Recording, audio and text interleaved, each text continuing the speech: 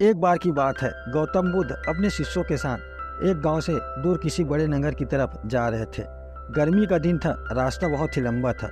गौतम बुद्ध अपने शिष्यों के साथ बहुत देर से चल रहे थे, जिस वजह से उन्हें बहुत प्यास लगती है। वहां से कुछ दूरी पर बरगद के वृक्ष की एक घनी छांव थी। सभी लोग उस वृक्ष के पास पहुंच जाते हैं। महात्मा बुद्ध अपने शिष्यों सहित वृक्ष की घनी छांव के नीचे विश्राम करने लगते हैं। बहुत देर से चलने की वजह से सभी का गला प्यास से सूख रहा था। यह बात बुद्ध जानते थे। बुद्ध ने अपने एक शिष्य को कहा, आप इस बरगद की छाया से 20 कदम दूर जाकर बरगद की 2 बार परिक्रमा करके वापस आओ। शिष्य वैसा ही करता है जैसा गौतम बुद्ध ने बताया। परिक्रमा के बाद जब शिष्य गौतम बुद्ध के पास आया तो गौतम बुद्ध बोले, क्या आपको किसी ठंडी हवा का अनुभव हुआ? शिष्य बोला, हाँ, उत्तर दिशा की तरफ से मुझे कुछ ठंडी हवा का अनुभव हुआ था।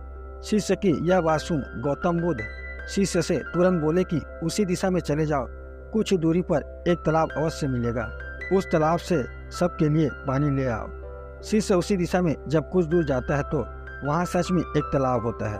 तालाब देख शिष्य बहुत ही प्रसन्न होता है और तालाब के निकट जाकर जैसे ही तालाब से पानी भरने वाला होता है, तभी शिष्य की नज़र वहाँ दूर तालाब में कपड़े धो रहे कुछ स्त्रियों पर जाती है।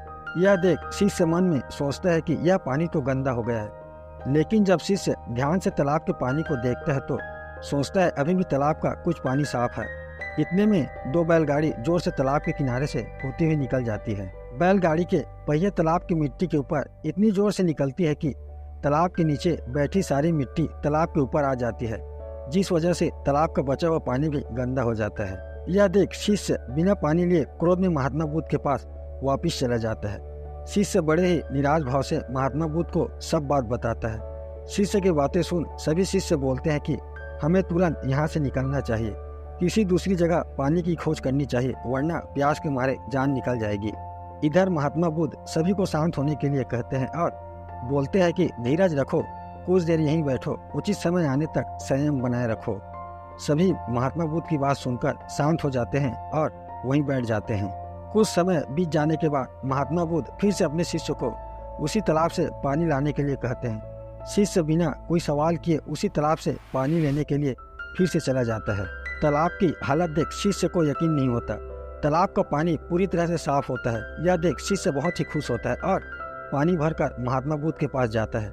सभी पानी पीकर अपनी प्यास बुझाते हैं, लेकिन अभी भी उन सबके मन में ये सवाल था कि आखिर यह चमत्कार हुआ कैसे।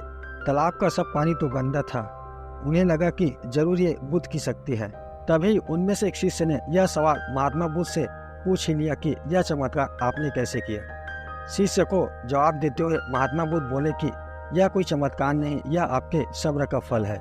जितनी देर हम सब लोगों ने सब्र किया, उतनी देर तक तालाब के पानी के ऊपर तैर रहे सभी गंदे तत्व और मिट्टी तालाब के पानी के नीचे बैठ रहे थे।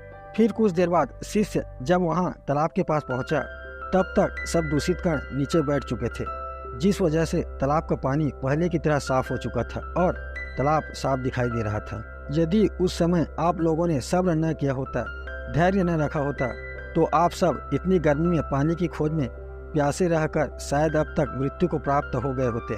क्योंकि यहाँ से अगला कोई तालाब है या नहीं, होगा भी तो क्या उसका पानी साफ होगा या नहीं, इन सब कारणों से आप कभी प्यास न बुझा पाते और प्यास से मर जाते।